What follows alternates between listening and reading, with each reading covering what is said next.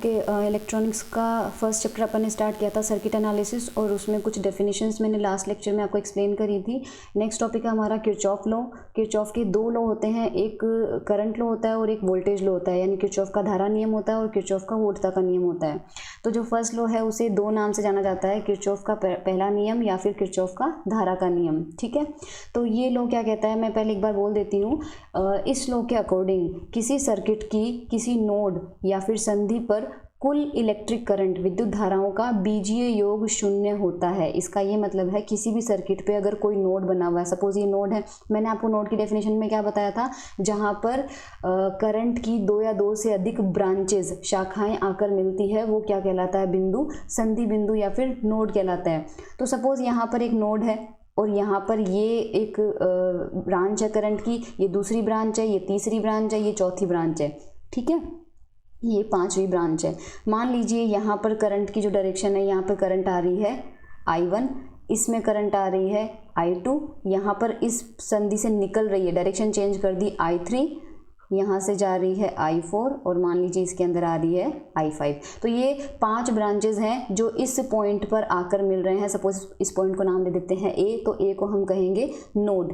तो किरचॉफ का जो फर्स्ट लॉ है उसका स्टेटमेंट क्या है कि इस पॉइंट A पर टोटल विद्युत धाराओं का बीजीय योग यानी algebraic sum of total electric currents present on this node will be zero, यानी कि इस बिंदु A के लिए summation of I will be equal to zero. Summation I का मतलब आप जानते हो, टोटल करंट्स जितनी भी है उनको ऐड करना अपन को। तो यहाँ पर अपन देखो क्या लेंगे, अगर समेशन करेंगे तो एनीवेज किरचॉफ ने ये कहा था कि अगर नोड की तरफ कोई आ रही है करंट तो उसको पॉजिटिव लेना है, और अगर उससे दूर जा रही है या बाहर निकल रही है तो उसको नेगेटिव लेना है। तो पॉइंट A की तरफ कौन कौन सी करंट आ रही है, I1 देखो पॉइंट A की तरफ आ रही है तो उसको पॉजिटिव लेंगे, I2 भी पॉइंट A की तरफ आ रही है तो उसको भी पॉजिटिव लेंगे, I3 बाहर की तरफ निकल रही है तो उसको नेगेटिव लेंगे, I4 भी बाहर की तरफ निकल रही है तो उसको नेगेटिव लेंगे, I5 अंदर की तरफ एंटर कर रही है तो उसको पॉजिटिव लेंगे, और किरचॉफ के फर्स्ट लॉ के अकॉर्डिंग ये टोटल सम क्या हो जाएगा, zero. So this is the mathematical statement of Kirchhoff's first law और किरचॉफ्स करंट लॉ। ओके, या फिर अपन ये कह सकते हैं, यहाँ पर इसको एक और फॉर्म में लिखा जा सकता है, I1 plus I2 plus I5 equal to I3 plus I4। यानी दूसरे रूप में अपन इस लॉ को क्या बोल सकते हैं कि किसी भी नोड पर या किसी भी संधि पर आने वाली धाराओं का योग उस संधि से निकलने वाली या जाने वाली धाराओं के योग के इक्वल होगा। तो ये I1 I2 I5 इसके अंदर एंटर कर रही है तो वो एंटर करने वाली करंट हो गई, और निकलने वाली कौन कौन सी है, I3 और I4 है। तो निकलने वाली total current left side right side में रख दिया और इसको लेफ्ट साइड में, तो आने वाली धाराएं जाने वाली धाराओं के इक्वल हो गई। So this was the Kirchhoff's first law. Kirchhoff का सेकेंड लॉ जो होता है इसके दो नाम है, किरचॉफ का second law as it is इसी नाम से आएगा, या फिर किरचॉफ का वोल्टता का नियम यानी किरचॉफ्स वोल्टेज लॉ। तो किरचॉफ्स सेकेंड लॉ, ठीक है, या फिर वोल्टेज लॉ, ये भी आपने 11-12 के अंदर वैसे तो पढ़ा होगा।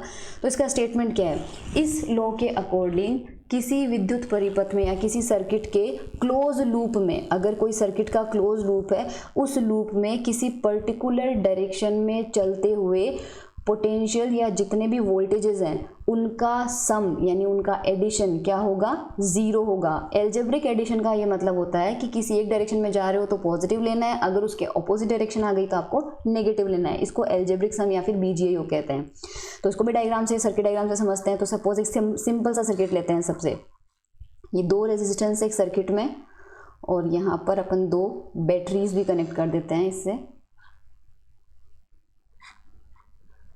ओके, ये दो बैटरीज भी अपन ने कनेक्ट कर दी है। ये आपको पता है पॉजिटिव टर्मिनल होता है बैटरी का, ये नेगेटिव होता है। इसी तरह से यहाँ पर ये पॉजिटिव टर्मिनल है, ये नेगेटिव है। सपोज ये कोई रेजिस्टेंस है आपका R2 और ये हमारा रेजिस्टेंस है R1, यहाँ पर बैटरी है E1 और ये वाली बैटरी है E2। तो किसी पर्टिकुलर डायरेक्शन में अपन करंट शुरू करते हैं तो अपन जानते हैं बैटरी के पॉजिटिव साइन से करंट निकलती है। तो यहाँ से करंट की डायरेक्शन लेते हैं, तो अपन जो करंट की डायरेक्शन है इस सर्किट में वो मान लेते हैं ये ठीक है। आप चाहो तो इस बैटरी की वजह से इसकी उल्टी डायरेक्शन भी मान सकते हो, तो आपका लॉ उस अकॉर्डिंग लग जाएगा। तो मैं मेरी जो करंट है उसको इस डायरेक्शन में यानी क्लॉकवाइज डायरेक्शन में लेके चल रही हूँ।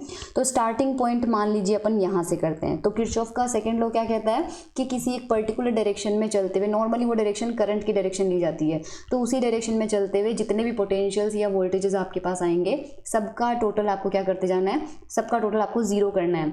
तो अब जीरो करते टाइम पे आपको पोटेंशियल की वैल्यू पॉजिटिव लेनी है या नेगेटिव लेनी है, वो डिपेंड करता है कि पॉजिटिव पोटेंशियल इंक्रीज हो रहा है या फिर डिक्रीज हो रहा है। सपोज पॉइंट ए से चलते हैं, तो जब आप ए से ऊपर चलेंगे अपन जाएंगे तो देखो जो E1 की वैल्यू है उसमें पहला साइन कौन सा आया, माइनस से प्लस गए अपन। कोई भी वैल्यू अगर माइनस से प्लस की तरफ जाती है तो वो क्या होती है, इंक्रीज आती है। ठीक है, इस कंडीशन में ये वैल्यू क्या हो रही है, इंक्रीज हो रही है, इसलिए हम E1 को क्या लेंगे, पॉजिटिव लेंगे। ठीक है, उसके बाद करंट की डायरेक्शन में अपन आगे बढ़े तो आगे यहाँ पर क्या हो रहा है, ये देखो इस R पर किसी भी रेजिस्टेंस पर आपको पता है पोटेंशियल का ड्रॉप होता है। ठीक है, वोल्टता की हानि होती है, पोटेंशियल का लॉस होता है, ड्रॉप होता है। तो ये ड्रॉप की वजह से क्या होगा, यहाँ पोटेंशियल आपको ज़्यादा मिलेगा और जब इस रेजिस्टेंस को क्रॉस कर जाएंगे तो यहाँ पर आते आते पोटेंशियल की वैल्यू घट जाएगी। तो इसलिए ये वाला साइन पॉजिटिव लेते हैं और ये नेगेटिव लेते हैं, यानी पोटेंशियल का डिक्रीज होता है कहाँ पे, रेजिस्टेंस पे। और अगर डिक्रीज होता है, मान लीजिए यहाँ पोटेंशियल का जो डिक्रीज होगा, इस R के जो सिरे हैं इन दोनों सिरों के बीच में पोटेंशियल डिफरेंस मान लीजिए V1 है और इसके सिरों के बीच जो पोटेंशियल डिफरेंस है वो मान लीजिए V2 है। तो हम V1 को क्या लेंगे, माइनस साइन के साथ में लेंगे, क्योंकि पोटेंशियल रेजिस्टेंस पे हमेशा डिक्रीज होता है।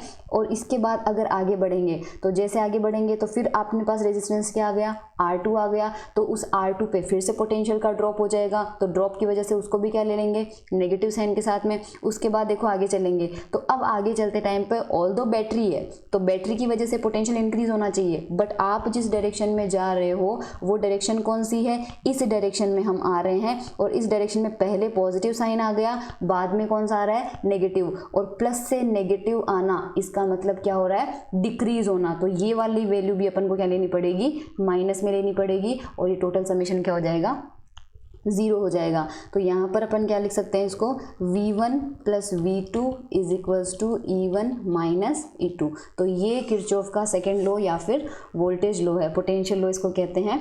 और तो दो लॉ अपने पास हो गए, एक करंट लॉ हो गया और एक वोल्टेज लॉ हो गया। करंट लॉ क्या कहता है कि किसी भी नोड पर टोटल विद्युत धाराओं का बीजीय योग जीरो होगा। और वोल्टेज लॉ क्या कहता है कि किसी भी सर्किट में किसी एक डायरेक्शन में चलते हुए वोल्टताओं का बीजीय योग क्या होगा, जीरो होगा। तो ये अपना टोटल लॉ हो गए। अब अपन देखेंगे इसके बाद कि circuit analysis with the help of Kirchhoff law.